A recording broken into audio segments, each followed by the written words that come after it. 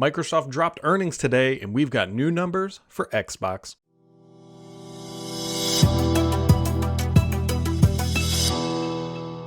It's that time of the quarter, my friends, where Microsoft is legally obligated, if you will, where they have to drop their earnings numbers, which means they got to put out everything on the table, although they still find ways to hide things in the numbers, because at the end of the day, they are such a large company that things just aren't big enough that they have to report. However, at a top level, and I mean top like the entire company, things are stupidly healthy. Microsoft had a very good quarter for the most part. We'll talk about it here in a second. They had revenue of $64.7 billion, but the key number here, which is kind of right around where they typically hit, a net income of $22 billion. That means Microsoft during the last 3 months, or Q2 of the calendar year, Q4 of their fiscal year, they put $22 billion into the bank. Overall, very healthy. They will live to see another quarter. No surprise there at the end of the day. However, on the Xbox side of life, things were not as rosy. There is some, I don't want to say glimmers of hope. There is some genuine positive news. So let's dig into specifically the Xbox numbers, because I know that is what most people are here for. So Xbox Content and Services, which is the figure that includes things, all of their subscription services, Game Pass, Xbox Live Gold, and all that stuff. And what Microsoft says, hey, this is the figure you should judge the Xbox health on.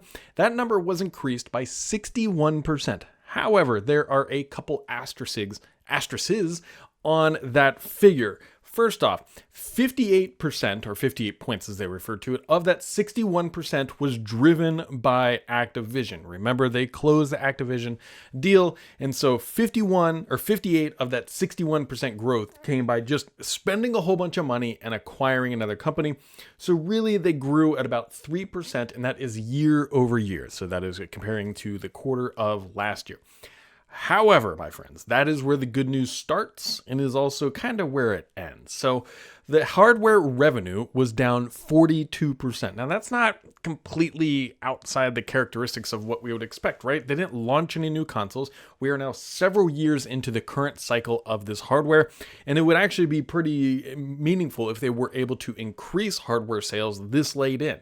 But however, being down 42% still hurts, which if you look at actually all of the quarters for the past year, I believe they were down I know they were down for every single quarter except for Q2, which they were up only 3%. Otherwise, they were losing not market share, but how much they sold each quarter, time and time again, every quarter, except for the holiday shopping season. So that is, yeah. And then gaming revenue grew 44%, which again, that sounds like a great number. However, the little star there is that 48% of that growth came from Activision. So what that actually means is that Xbox without Activision, gaming revenue would have been down 4% year over year. But thanks to the Activision acquisition, it was up 44%. Based on, pure numbers. However, you gotta really be careful when you're comparing that stuff, because at the end of the day, it's kind of not necessarily fair.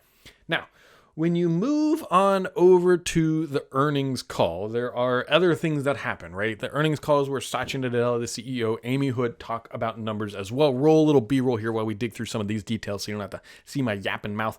Here's what they said on the earnings call. So they expect hardware for the next quarter ahead, again, will decline year over year, which there's a couple things you can take away from that, right? They're not expecting any new hardware sales. Don't expect a surprise announcement for a handheld coming next quarter, because they're straight up here telling us, hey, sales are going to decline. Now, we do know that there are a couple hardware consoles refreshes coming later in the year, but again, not expecting big sales boosts from that for the next quarter. Gaming sales are going to be in the mid to 40 points, mostly coming from Activision. I believe that's gaming revenue. However, they expect Xbox Content and Services low to mid 50s, driven by Activision. So this is growth here. So they're expecting 30 to 40 points from Activision on growth year over year. Again, remember, year over year, that's important to keep in mind. And Content and Services low to mid 50s, which isn't too far off from what they had in the previous quarter. Now, there's things entering Game Pass, which we need to talk about here for a second as well, because that is the thing that they say judge us on, and it was actually up 3 points year over year. So remember, Hellblade 2 launched during this quarter. So you could actually see, and this is like the correlation that Microsoft knows better and they won't ever share with us, but they know how much Senua Hellblade 2 drove Game Pass, right? The fact that that was the shining beacon of all the Xbox news says, look, put a game into Game Pass, things do well. Now we just saw Modern Warfare 3 drop in. There's what is it? A Crash Bandicoot's rumored to be coming here in like the next week or 10 days, something like that. So while we expect revenue to be down, the interesting thing here to see, or hardware to be down, is going to be this is the strategy of buying Activision, all these titles now dropping. They just did the price raise, so we know we're going to see revenue increase there that are now going into effect. So the question will become, will all of these titles, new titles, not necessarily new games, but just new titles dropping into Game Pass, really elevate the platform? Or is it going to stagnate? And that is a very big question, my friends. Very big question, because if it just stagnates by putting popular titles like Call of Duty in there, that's not great news for Microsoft. So Satya Nadella on the earnings call, which is where all this information comes from, he did point out that I believe that he said we now have over 500 million monthly active users across platform and devices. They do not break it down, and they probably never will. And he goes on to say, Satya goes on to say, our content pipeline has never been stronger. Well, if it had ever been stronger, I would be shocked, because what's bigger from Microsoft's perspective, than having Call of Duty in your official pipeline? That is about as big as it gets in the gaming industry. I'm sure there's other titles that maybe chip at it, but Call of Duty is the big gun, at the table sort of thing.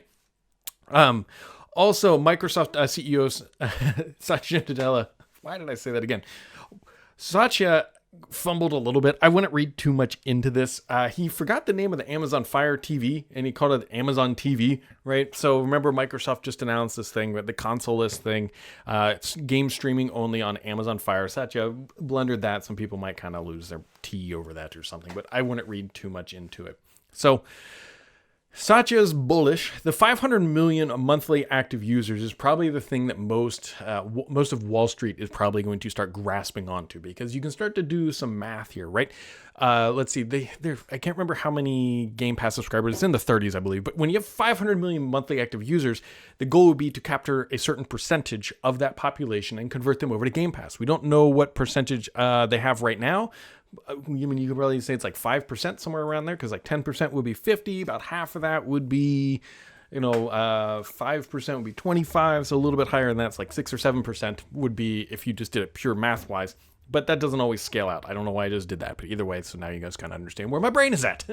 Either way, it looks like that 500 million monthly active users across all platforms is their target market, and they think they can continue to grow it. The question is, can they? Because that's going to dictate the future success of Xbox. It was definitely a more sour quarter on a performance basis for Xbox. However, they have a lot of chips lined up, and I feel like I'm a little bit of a broken record here, because we could have said this, just wait for Starfield.